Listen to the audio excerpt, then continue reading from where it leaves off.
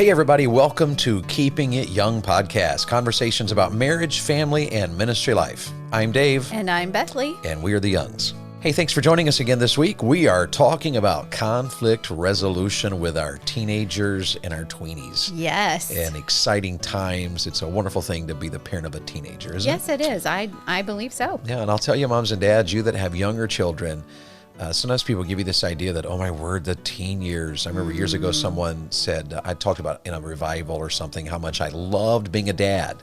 And I remember this person, I think it was a lady, and I think she's, if I remember, maybe she was just joking, but she said, well, the reason you love being a parent is because you don't have any teenagers. Right. And that seems to be the sentiment of a lot of people. And yet, Bethlie and I have just experienced wonderful, wonderful teen years. Absolutely. And we are so thankful for our young people and our kiddos and the teens God's given to us. So moms and dads aspire to have a great family. Yes. And it's absolutely wonderful to do so. And just remember a few things. If you've not used Covenant Eyes, our affiliate covenanteyes.com, our promo code DNBYoung will get you a free month of a service with Covenant Eyes. Speaking of teenagers, it was just a reminder to me to remember that one of the major issues teens focus on in our day or have to face in our day is the issue of stuff on the internet. Yes. And so Covenant Eyes is a real help to that. In fact, they've come out with a new Victory app. And the Victory app, I really have enjoyed it. I've been using it lately. I just recommend Covenant Eyes. There are others, but we certainly recommend that one.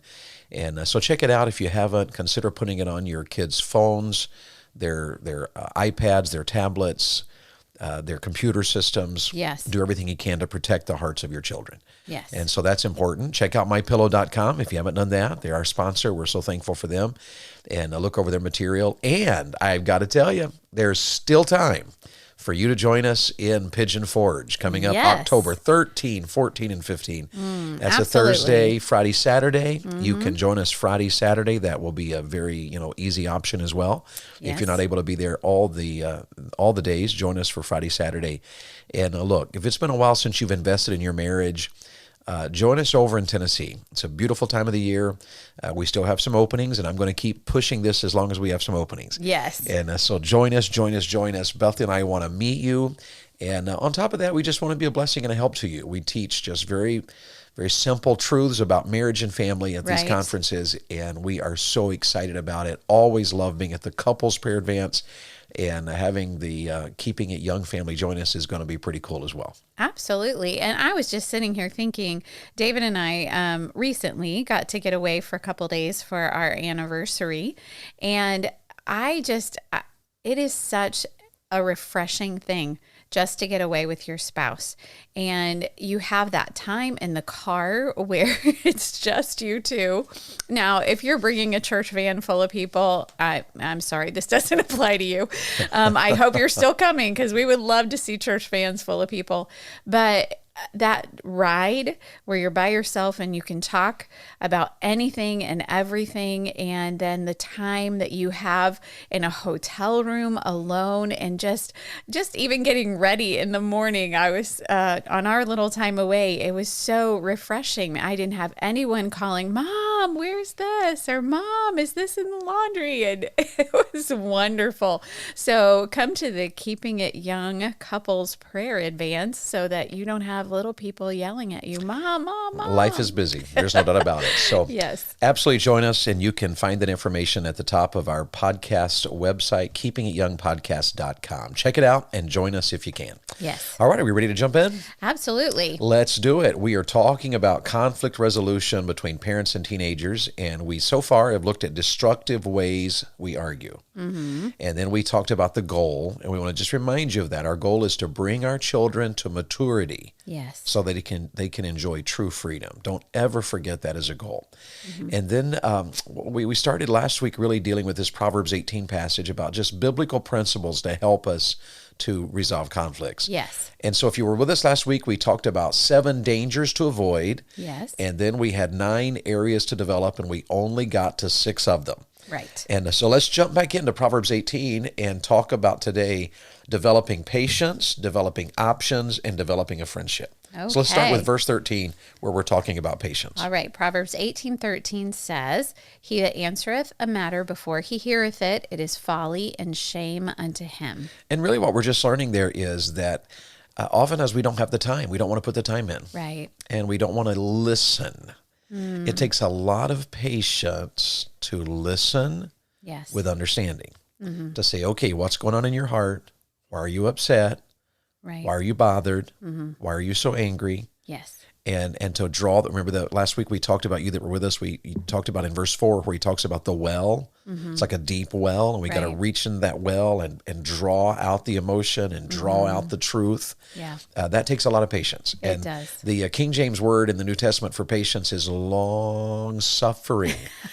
And I think that's such a unique word, because the reason patience is required is because there's some suffering involved. And everybody knows that if you have a conflict in your family, if you have a conflict in your marriage, that's just painful. It does result in Yes. suffering. Yes. And when you have a conflict between you and a tweenie or you and a teenager, and they're bothered and you're bothered, and the home is uptight and meal times are annoying and there's sarcasm and rolling eyes and frustration or even yelling, Right. when all that's involved, it really is a frustrating matter. Patience is essential. Absolutely. And we have to develop it. And that is a fruit of the Spirit, right? Yes. And so it's one of those things you ought to pray about. You ought to say, Lord, if you're one of these people that impatience is kind of normal to you, then you ought to make that a matter of prayer. Right. And you ought to ask the Spirit of God to help you to have patience when it comes to dealing with conflicts. Well, and two, I would also say that if you as a parent, you have pretty obedient children and you have worked on obedience and not having an attitude with your children all the way through, from toddlers all the way through, and you are used to saying something and your teenager snapping to it, we parents that are like that, we tend to be very impatient then with our teenager. Why aren't you snapping to it when I'm telling you? And I understand, yes, we should still have the goal of obedience in our home. So if you ask your teenager to do something, yes, they should say yes, ma'am, and do it. But when it comes to those areas that you've not gotten into before, and all of a sudden there seems to be some conflict with your teenager, you're not understanding where they're coming from. Maybe they've developed a different attitude than they had before. Maybe they're being a little moody and you don't know what's going on, and you just want to snap your fingers at them and say, okay, you snap out of it. That probably isn't going to work anymore. And it's not going to work at all. Yes. And the thing that changes there is that teenagers go through a transition time when emotions are all over the place. Yes. And so that goes back to the word patience. We have to have patience with them. Right. But it does boil down here to this idea of understanding where they are. Yes. And the other thing that starts happening in the teens is they start developing this cognitive ability. They start thinking things through. Yes. And the big question a lot of times is, well, why? And when they're younger, it's very appropriate to say, well, because I said so. This is not debatable. This is the way it is. But it is a very valid thing for your child to begin to think things through. Why do we do what we do? Why does dad ask me to do this? Why does mom ask me to do this? That is entirely valid, and you should be okay with that, because your child is learning how to respond, and it takes a lot of patience on your part to understand this is a different transition. This is a different time in their life. This is a transition time. And so that idea that there's emotions all over the place as they're going through that puberty, adolescent time, and the idea that they're starting to think things through on a different level than they did when they were 6 or 7 or 8 or 9 or even 10 or 11. That really does bring the need for a lot of patience. Yes. And so that's a good thing to develop. And I was even just thinking, just as you were talking, that the Lord Jesus is very patient with us.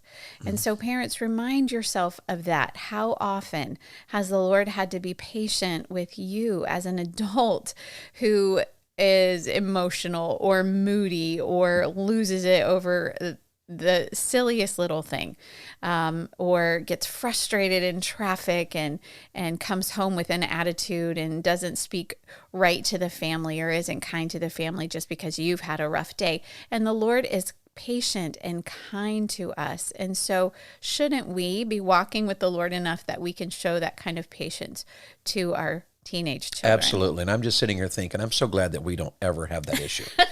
And so that's just such a blessing in our lives Right. that we are never that way.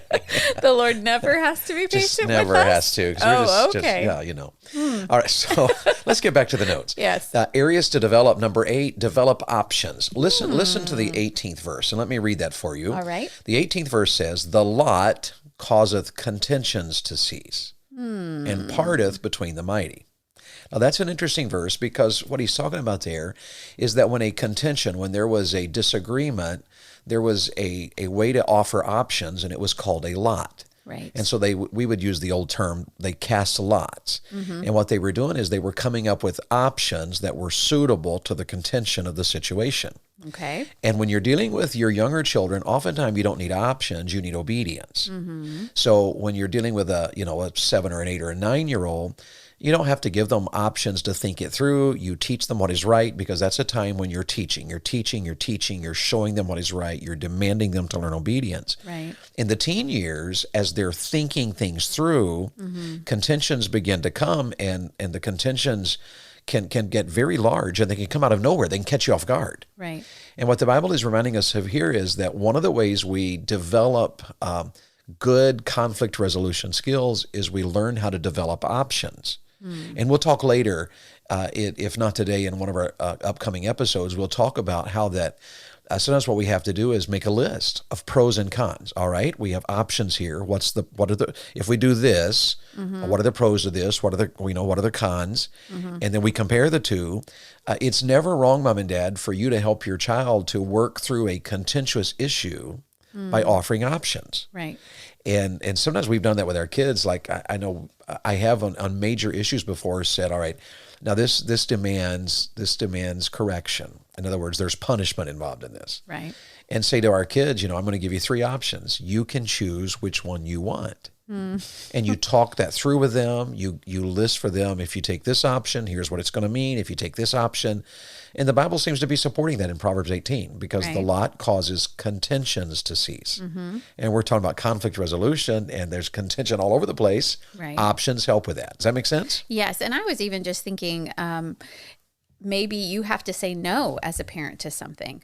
Maybe there's a party on the weekend and your child really, really wants to go, but after you've discovered who all's going to be there, you're not comfortable with the whole situation. And so maybe instead of just outright saying no, maybe you could give them some options. Well, you know what? I'm not comfortable with the other children who are going to be at this party, so why don't we either go out as a family, or maybe we'll stay in as a family and have pizza and a movie night or a game night or whatever that is, and give your child something that they can look forward to. Maybe it's not going to be the great thing that everyone else in their class is going to do, but at least it's not just a solid no and they're sitting at home alone in their room with nothing to do, thinking about all of their classmates. That's really good. That's a really, really, really good point there. All right, let's get the last one here. Areas to develop. The last one I would say is to develop a friendship. And this is going to springboard into, several thoughts here today. Right. But to develop a friendship, listen to what verse 24 says. A man that hath friends must show himself friendly, and there is a friend that sticketh closer than a brother. Now think about what he's saying here.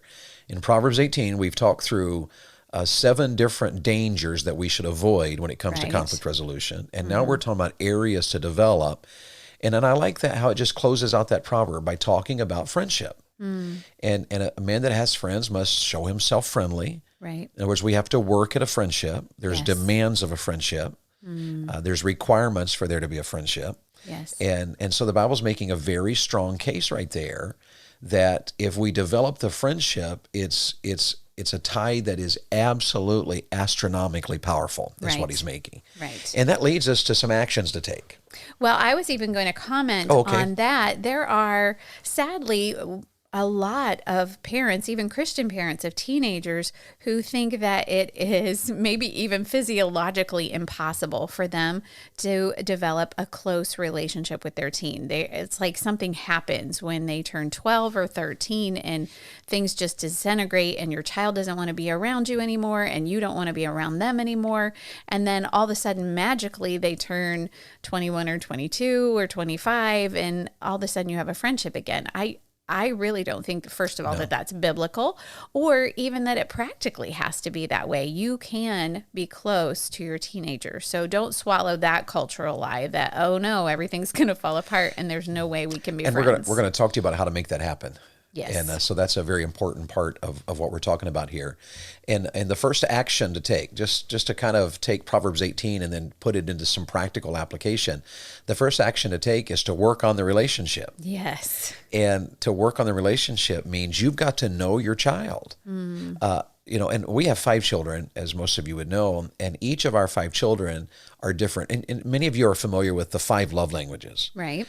And knowing that about our children, what makes this child feel loved? And for some of our children, it was quality time, where we had to take the time to spend time with them. Others, it's touch. Others, it's words of affirmation. Some, it's giving of gifts, and the different acts of service. Those different love languages, it takes time to work on that relationship, to speak their love language. Yes. Well, it takes time even to figure out what that is. Absolutely. And if you're not familiar with those, it'd be worth your getting the book, The 5 Love Languages, and reading about it. There's even one called 5 Love Languages of Teenagers, I think.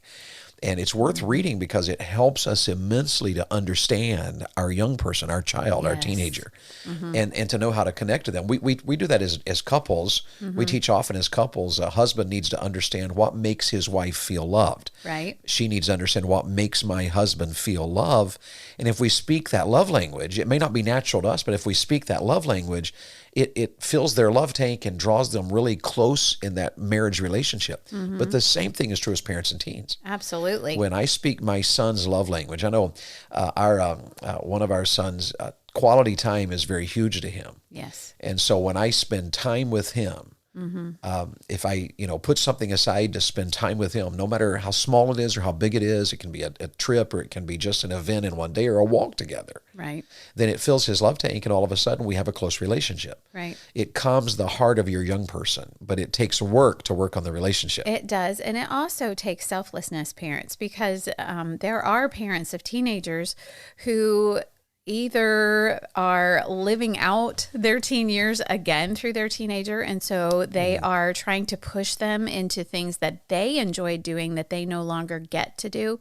Maybe that's a sport, maybe that's participation in some school activity, whatever that might be. And so we push and push and push our kid who may not be interested in that at all, and may not even feel that they even have any talent in that area. So that could be one area, or it could be just something we like to do. I love to shop. I do. I have always loved shopping. She's not lying. My little Charity, she does not love shopping. Now she's starting to, as she's getting older, teenage years, she's starting to develop that want of looking attractive or being in that cool outfit or whatever it is. And so, yes, she'll want to go to pick something out like that. But as far as just spending the day shopping, for me to plan a girls' day out and say, hey, we're going to go shopping all day, she would not like that at all. She would not at all. That makes me laugh to think about she would respond to that. She would shudder. She would. She would shudder. However, I can go with her while Bethlie shops and move fast through stores. So she shops a little bit more like I do. Right. Let's go look at something, we're done. Let's get a snack. Let's sit and talk. Right. She's more apt to be like that. And yet, we think through, what can we do to connect to her? How can we connect to her? So and it makes a difference. With Charity, it's more, let's sit down and talk about something. Let's have a cup of tea and tell me about the latest book that you're reading. She loves that kind of connection time. Or yes, we can go out and get frozen yogurt. She loves that. She loves to go to the beach. She loves to be active. So it takes selflessness on my part to plan activities with Charity that she knows and loves instead of what I know and love. And here's where we're headed with this.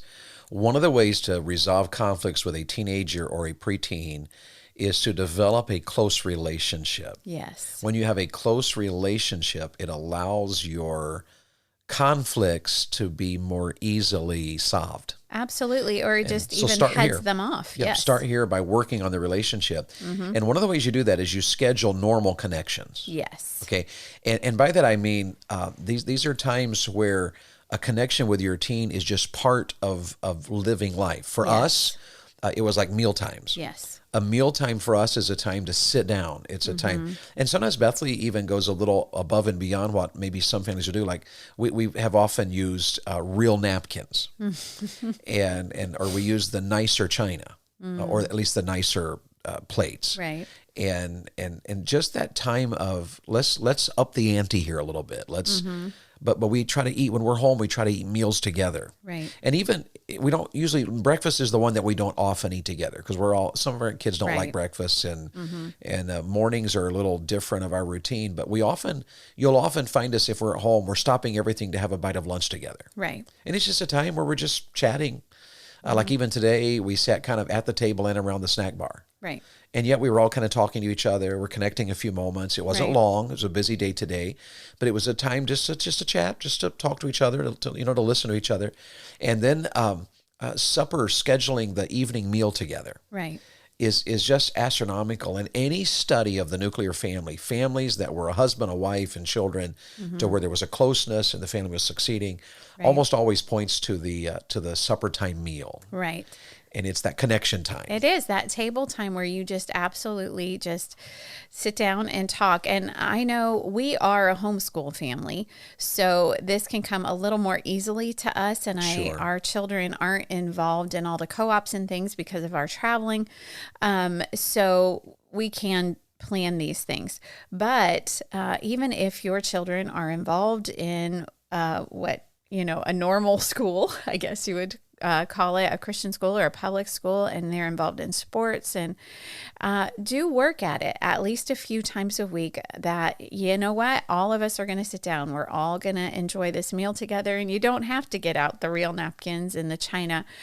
You can eat on paper plates and have paper napkins and have takeout, but at least you're sitting down together and you're having that time of connection. Yeah, and I would just add as an aside here, moms and dads, the culture we live in tends to minimize cooking and preparing meals as a waste of time. And yet, why not get your family together and make mealtime a whole family affair? Right. A lot of times our family connection time starts before the meal with all the prep, and it continues after the meal with the cleanup.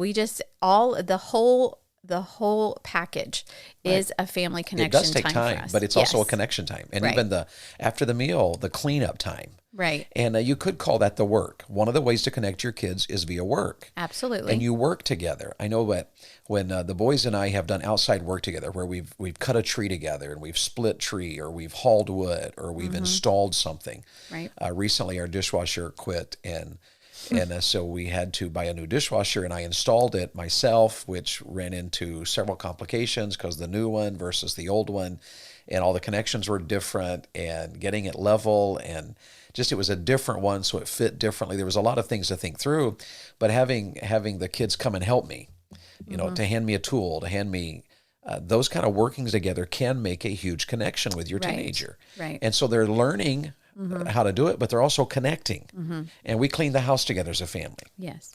We actually often will wash a car together as a family. And so when we're doing yard work together or housework, we do. The one thing about the family is that we've always had the kids help clean the house and do the laundry. Right. We do a lot of talking while we're folding a huge basket of laundry. There is a lot of conversation that can go over. And sometimes it's just hilarious, but it builds a relationship. Right. And so mom and dad, you might have to slow down. You might have to let things go. Don't allow, say, for instance, a school schedule. Don't allow a school schedule to cause you to lose connection with your teenager.